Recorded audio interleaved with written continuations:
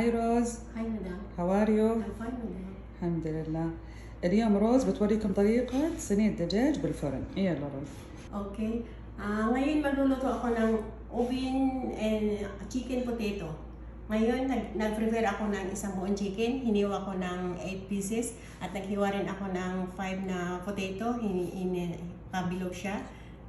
عدي صوتك. At naggawa ako ng lemon juice 2. At nag-prepare ako ng coriander leaves, hiniwa ko ng maliliit. Nag-prepare din ako ng muharat at salt.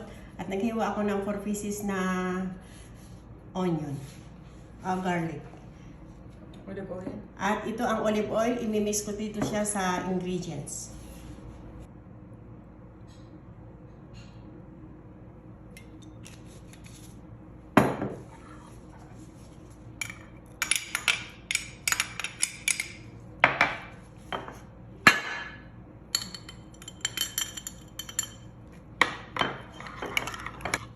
Ngayon, minix ko na yung spice niya. At ngayon, i-marinate ko dito sa hiniwa kong manok. At ngayon, i-mix ko siya.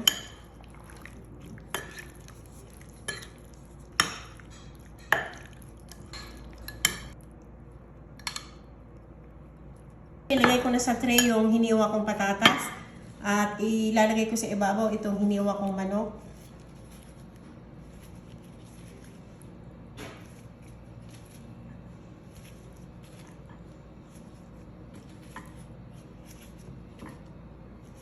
I-add ko sa ibabaw yung natirang sauce.